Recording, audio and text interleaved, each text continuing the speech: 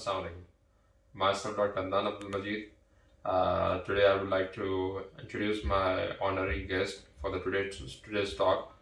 He is a very well-known surgeon and ophthalmologist of Pakistan. He is the first YouTuber of Pakistan who started an ophthalmology academic group with the name of Dr. Shajil. Welcome, sir. Assalamu alaikum for the today's talk. Thank you Abdul Majeed. आज हमारा गुफ्तगू का मौजू है कि आई conferences जो हैं वो किस तरीके से हमें प्लान करनी चाहिए, मैनेज करनी चाहिए और उनका how to get most of from this conferences. So my first question sir over to you is कि आज आप वुमेन कॉन्फ्रेंस में आए माशाल्लाह जी, तो सर आपका इसका एक्सपीरियंस कैसा रहा? बुरबन कॉन्फ्रेंस जो है वो हमेशा मैं लाजमी अटेंड करता हूँ। काफ़ी अर्सा हो गया मैंने कोई स्किप नहीं की, और स्पेशली ये जो बुरबन है ये तो ख़ास बुरबन कॉन्फ्रेंस है। उसकी वजह ये है कि बुरबन की जो डेट्स हैं वो अप्रैल में होती हैं, एंड ऑफ अप्रैल या स्टार्ट ऑफ मई। सही, लेकिन कुछ वजूहात की वजह से वो मनसूख हो गई थी, तो फिर उसको रिस्केजुअल करके अक्टूबर में डाला गया। आपको पता है अक्टूबर जो है ये काफ़ी बिजी मंथ होता है ऑफ्थल्मोलॉजिस्ट का, जो प्रैक्टिशनर्स हैं। लेकिन चूँकि यहाँ से उनसीयत है और यहाँ काफ़ी कुछ सीखने को मिलता है, तो हमने फिर भी अपने स्केजुअल में से टाइम निकाला और आपके सामने है।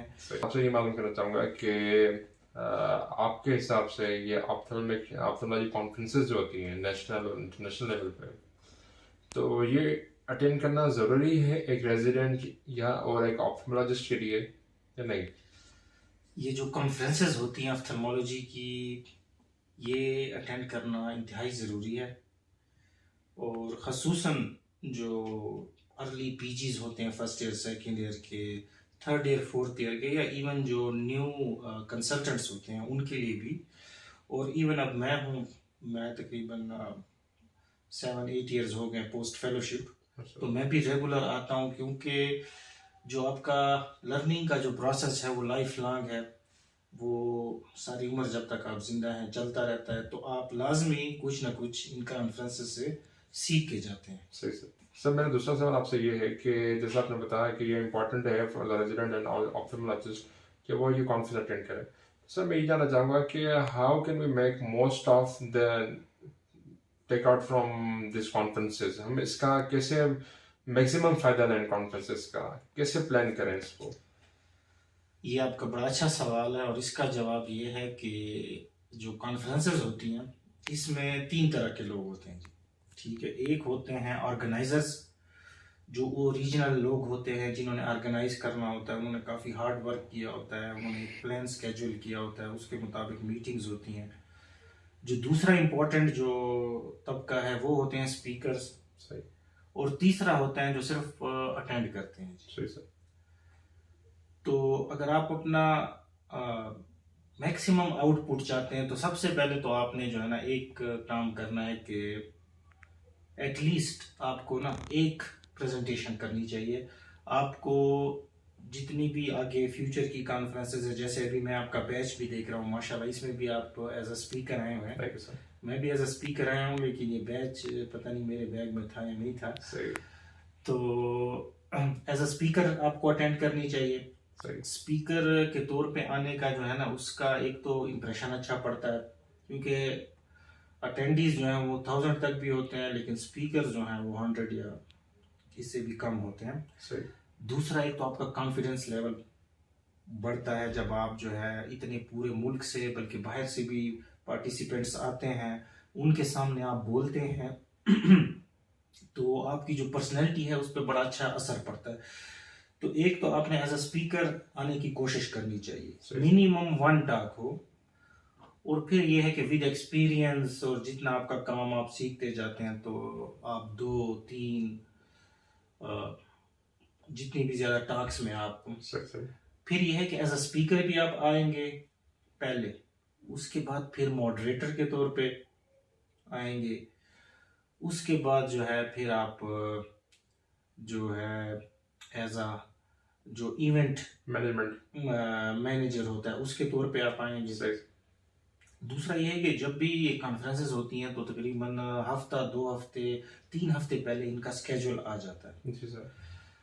अब साइमल्टेनियसली 3-4 टास्क चल रही होती हैं, ठीक है जी। आप और यहाँ इनकी वीडियो टेपिंग भी नहीं हो रही थी कि आप कहें कि जी एक हाल जो है इसको मैं पकड़ के बैठता हूँ 3 दिन सुबह से शाम तक इसकी तमाम मैं अटेंड करूंगा और बाकी 2 की ना मैं वीडियो लेके, तो ये फिर आपकी सिलेक्शन के ऊपर है और आपके टेस्ट के ऊपर है।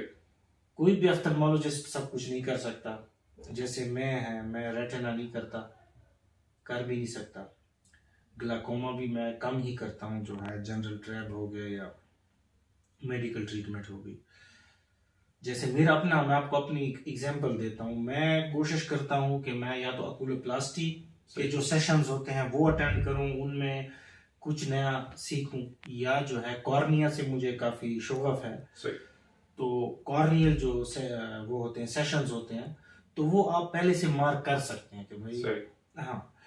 तो ये नहीं है कि आप पूरा दिन बैठे रहें और आप करें। आपने ये देखना है आप कि जो आपके टेस्ट के मुताबिक हैं आपने उनको मार्क कर लेना है। डेली जो है 4 से 5 सेशन भी आपके लिए मोर देन इनफ है। सही सर। क्योंकि हमारे जो न्यूरॉन्स है वो एक खास हद तक ही चीज जो है ना वो एक्सेप्ट कर सकते हैं ना, कर सकते हैं। हाँ जी। बाकी फिर आप बैठे रहेंगे। तो एक तो ये फायदा हो गया जी, जो एकेडमिक फायदा मैंने आपको बताया कॉन्फ्रेंसेस अटेंड करने का, कि आप एज अ स्पीकर जाएं, मॉडरेटर के तौर पे जाएं। एक तो आप ये आर्ट सीखें कि किस तरह अपने सेशंस जो है ना कैसे चेयर हो रहे हैं। जो तीसरा वर्ड मेरे जहन में नहीं आ रहा था ना वो चेयर है, ठीक है ना। चेयर सेशन, मॉडरेटर के तौर पे और प्रेजेंटर जो स्पीकर होता है, ठीक है। ये 3 वो होते हैं। तो आप जब पहले स्पीकर के तौर पे आते हो तो कुछ अरसे बाद वो देख लेते हैं कि ये बंदा जो है ये रेगुलरली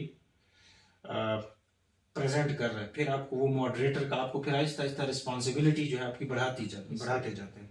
एक ये हो गया। दूसरा, फिर आप अपने टेस्ट के मुताबिक जो है अपने सेशंस जो है ना आप एज अ लर्नर लिसनर के तौर पे जाएं, ठीक है जी। तीसरी जो बात है कॉन्फ्रेंसेस की, कि कॉन्फ्रेंसेस में आपका ना सोशल इंटरेक्शन होता है।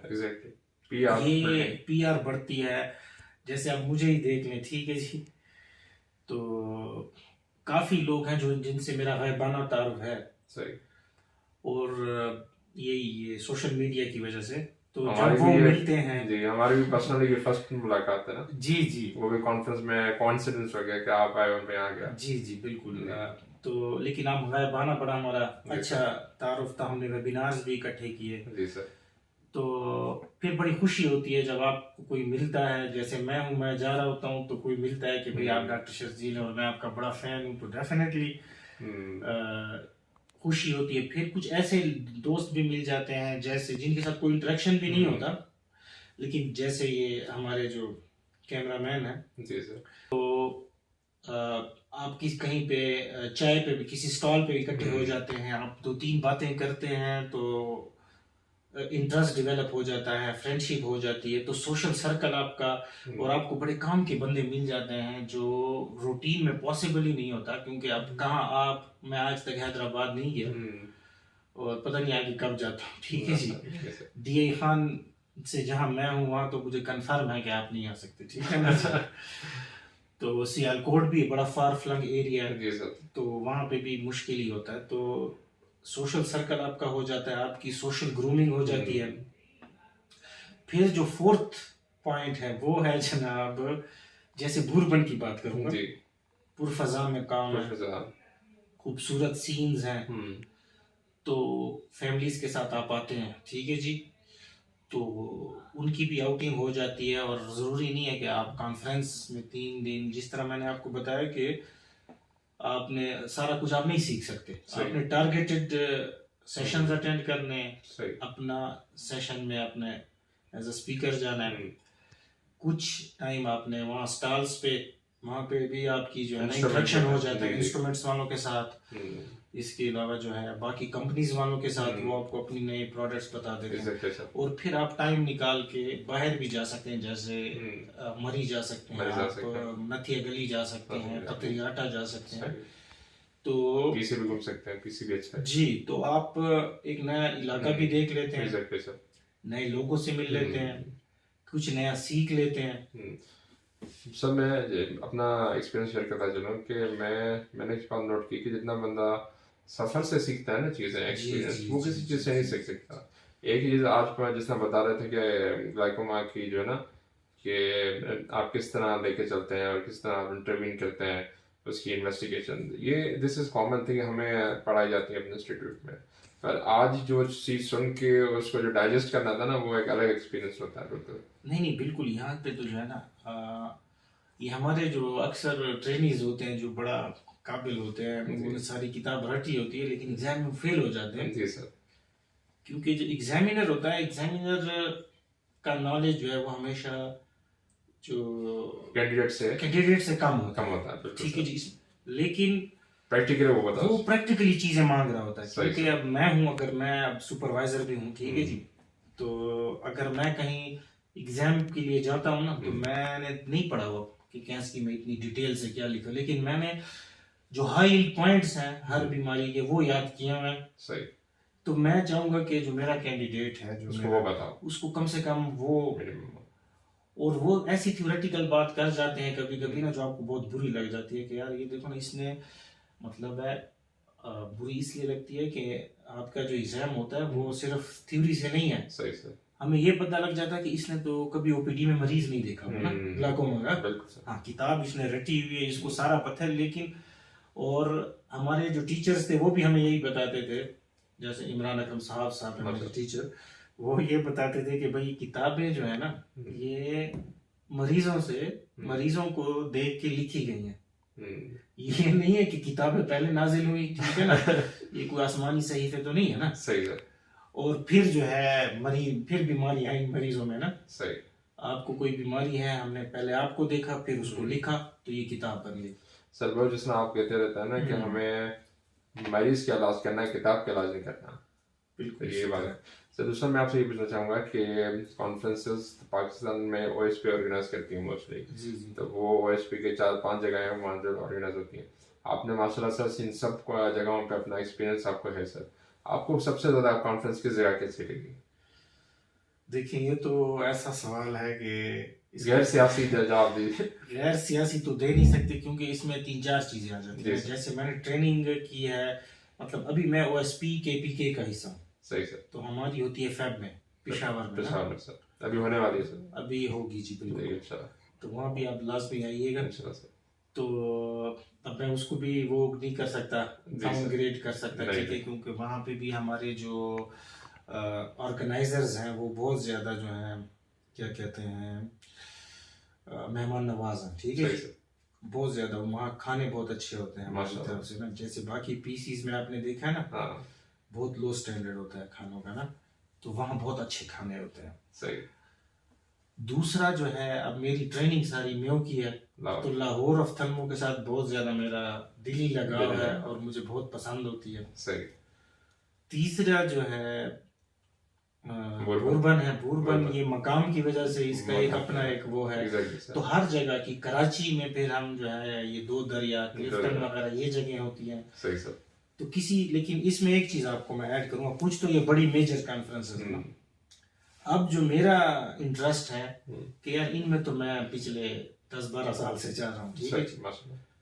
तो अब मेरा जो टारगेट होगा वो है कि मैं जाऊं जैसे हैदराबाद वाली, या लाड़काना, या पता नहीं सखर में जो होती है, लाड़काना में होती है, क्वेटा हो गया, जो ऐसे रीजन है ना जो जहाँ कम लोग जाते हैं, तो वहां पे भी हमारा जाना जरूरी है। सही सर। ताकि लोग वो प्रमोट हो सर। वहाँ पे एक तो ये होता है कि हम जैसे जो छोटे डॉक्टर हैं, हम अपने आप को छोटे, उनको भी बड़ा वीआईपी प्रोटोकॉल मिलता है, ठीक है जी।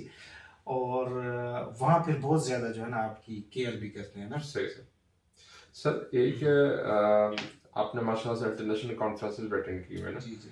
तो international compare to national conferences, एक रेजिडेंट के ऑप्थेल्मोलॉजिस्ट के लिए क्या आपने डिफरेंस पाया? क्योंकि आपने दोनों स्टेज में दोनों कॉन्फ्रेंसेस अटेंड किए हैं। ये आपका ना, आपने जो खुद ही एक सवाल जवाब दिया था, बल्कि सवाल किया था कि सफर सफर आपको बहुत कुछ सिखा देता बहुत है ना। कुछ सिखाते हैं, सही। तो इसमें मैं उस वक्त भी ऐड करने लगा था, लेकिन फिर मैं वो बात इधर उधर हो गई कि सफर जब आप इंटरनेशनल करते हैं ना, जी सर। मैंने तो तकरीबन 20 से ज्यादा ममालिक देखे हुए हैं, ठीक है जी। सही। तो वो जो लर्निंग होती है ना, जी सर। उसका तो कोई ना Comparison बदल ही नहीं है। मतलब यहाँ तो अभी है ना कि बूरबन भी वही अपना वही पाकिस्तान। कल्चर है, बाकी एक ही सकाफत है ना, एक एक ही ही तरह ज़बान, के एक ही लोग हैं, culture। ठीक है। थोड़ा सा जबान का डिफरेंस है, बाकी आदात और अतवार तकरीबन एक सही है। जैसी है ज्यादा। लेकिन जब आप ऑस्ट्रेलिया जाते हो, इंडोनेशिया मलेशिया जाते हो, या यूरोप जाते हो, अमेरिका जाते हो, तो वहाँ बहुत कुछ आप सीखते हो। सही सर।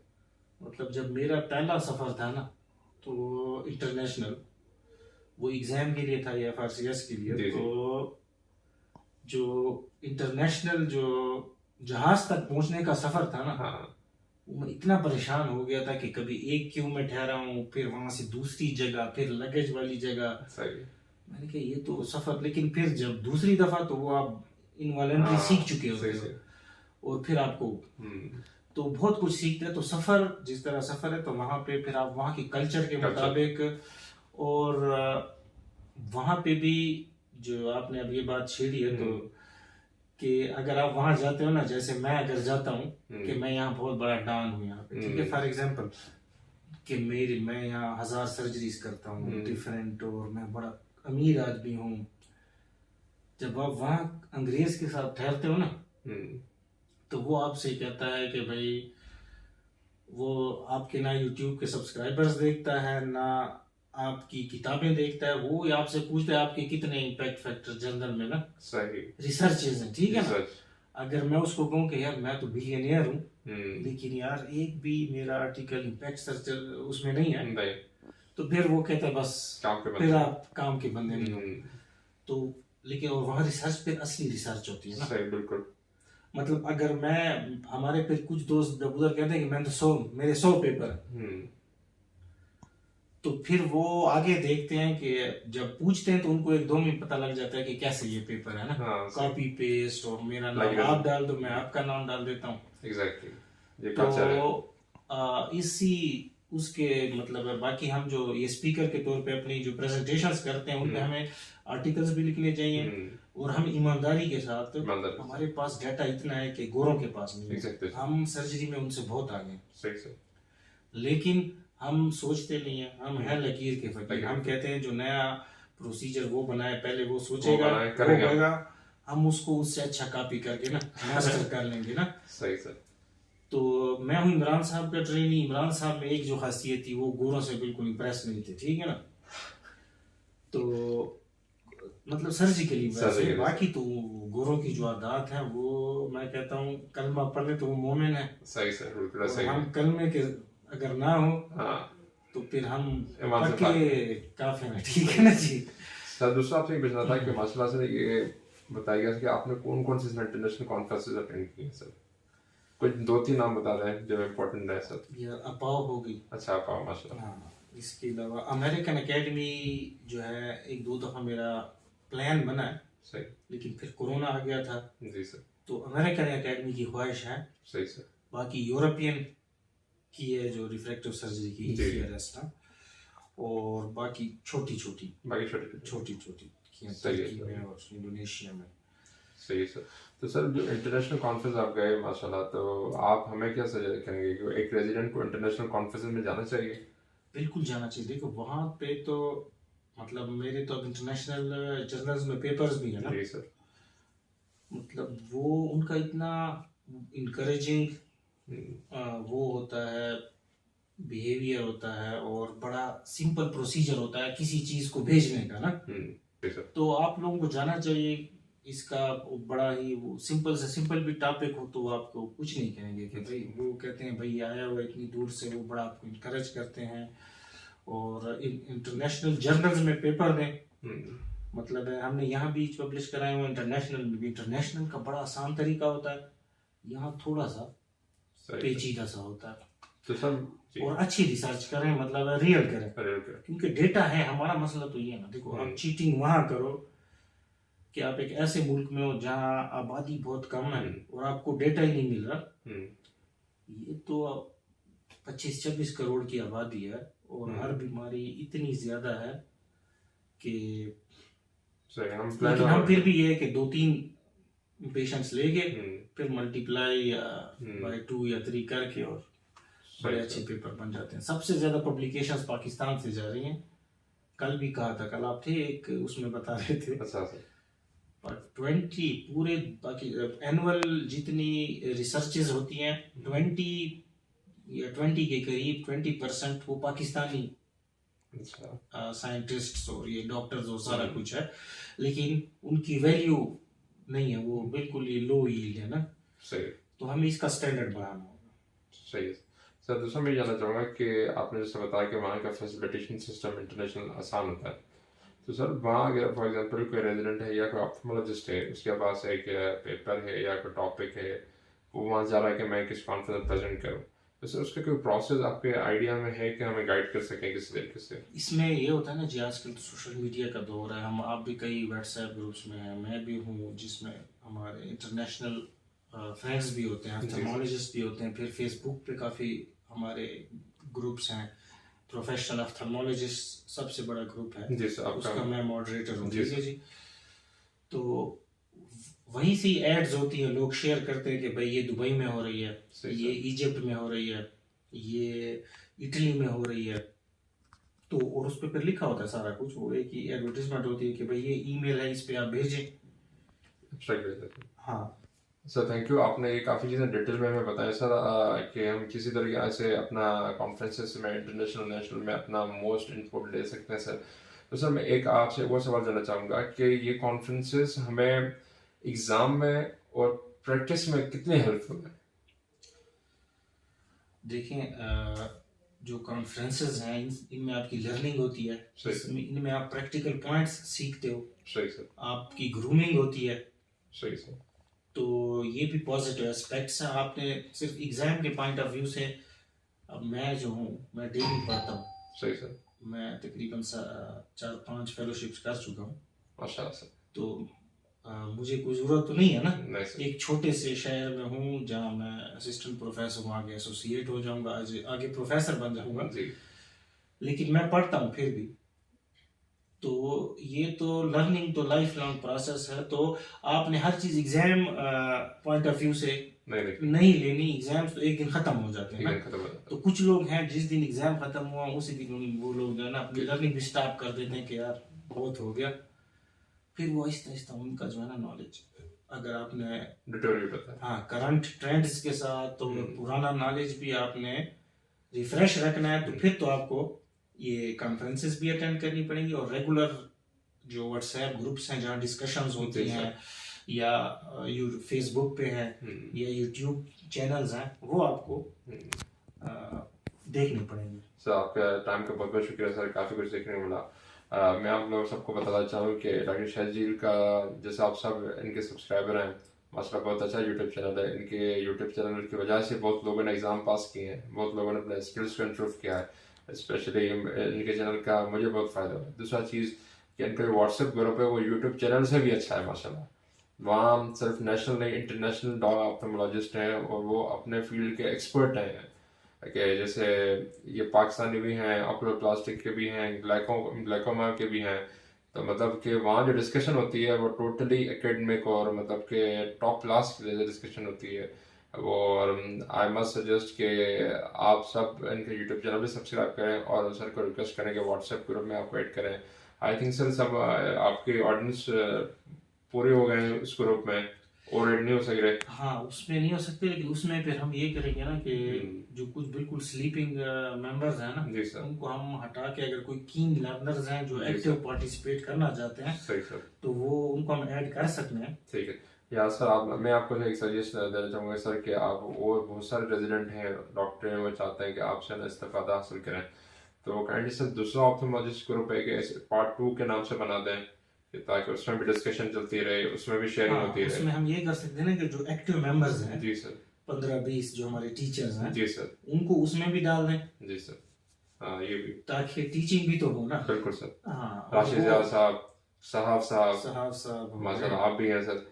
तो मैं पर्सनली कि मैं आपको बता चलूँ, मैं क्या करता हूँ व्हाट्सएप ग्रुप पे जो डिस्कशन होती है ना, सबको अपने की पॉइंट्स में रजिस्टर में नोट करते रहता हूँ। ये और बहुत अच्छा वो है। जो डिस्कशन है मतलब कि आई एम वेरी शॉक के इवन आई डिस्कस किया, मैं अपने कंसल्टेंट से भी डिस्कस करता हूँ कि उनको भी ये चीज़ें नहीं मालूम होती। नहीं, ये तो देखिए हमारे जो उधर डिस्कशन करते हैं, जो जी हमारा सर, पैनल है, उनका 30 40 50 ईयर्स का एग्जैक्टली सर, एक्सपीरियंस है। बिल्कुल तो सर, एक्सपीरियंस का कोई नियम बदल नहीं है। बिल्कुल सर, सही बोला। यूट्यूब के हवाले से एक छोटी सी बात करूंगा जी सर, नाम से पहले कि ये कोरोना जब आया तो फिजिकल एग्जाम FRC आफ्ट का ख़त्म हो गया ना। जी सर, तो कई मुझे ब्रिटिश जो थे ना, जिन्होंने FRC आफ्ट का वाइवा क्लियर किया, उन्होंने मुझसे कांटेक्ट किया कि भाई आपके यूट्यूब चैनल की जो वीडियोस थी जैसे ऑप्थेल्मिक साइंस या चैलेंजिंग केसेस, इन्होंने बड़ा हेल्प किया और बिल्कुल यही जो है ना, तो आपका भी बड़ा इसमें हाथ है कि हमारा FRC आफ्ट वाइवा हुआ। तो ये मेरे लिए फिर बड़े काबिल फ़ख्र बात थी ना कि बिल्कुल सर। सर आपकी माशाल्लाह अमेरिकन एकेडमी ऑफ ऑप्थेल्मोलॉजी में वीडियोस भी सिलेक्ट हुई हैं, जी तो जी। उसके बारे में सर थोड़ा बताइएगा। वो तो इस तरह है, एक तो ये है कि ऑक्सफोर्ड, पहले मैं बताऊंगा, ऑक्सफोर्ड हैंडबुक ऑफ ऑप्थेल्मोलॉजी जो एक जी वेल सर, सब वेल पढ़ते हैं, नोन पॉकेट बुक है, बाइबल ऑफ ऑप्थेल्मोलॉजी है।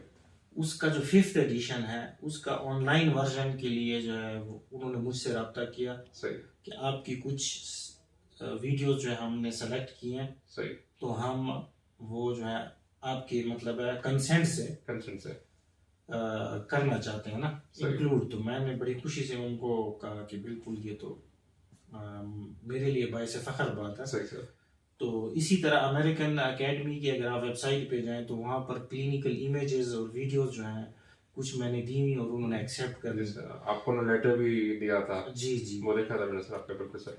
सर ये मतलब कि बीइंग अ पाकिस्तानी ऑप्थेल्मोलॉजिस्ट इतना इंटरनेशनल प्लेटफॉर्म है सर, आपकी रिप्रेजेंटेशन मतलब ये पाकिस्तान के प्राउड की बात है माशाल्लाह सर, माशाल्लाह सर। अल्लाह पाक साहब का जज़ाक खैर दे, आगे बढ़ा, आपके इल्म से हमें फ़ायदा आता फरमाए। आमीन सर, आपके टाइम का बहुत बहुत शुक्रिया सर। और ये जो हमारे दानिश भाई हैं, जी सर, उनका बहुत बहुत शुक्रिया। कैमरे के पीछे शायद आप ना देख सके, लेकिन दानिश भाई ने जो है जी सर, 30 40 मिनट तक जी अपने हाथ को हरकत नहीं दी। जी सर, तो हम उनके भी बड़े शुक्रगुजार हैं और इंशाल्लाह एक दिन वो भी यहाँ बैठे होंगे और हम इनका जो है इंशाल्लाह सर, ठीक है। इंशाल्लाह, थैंक यू।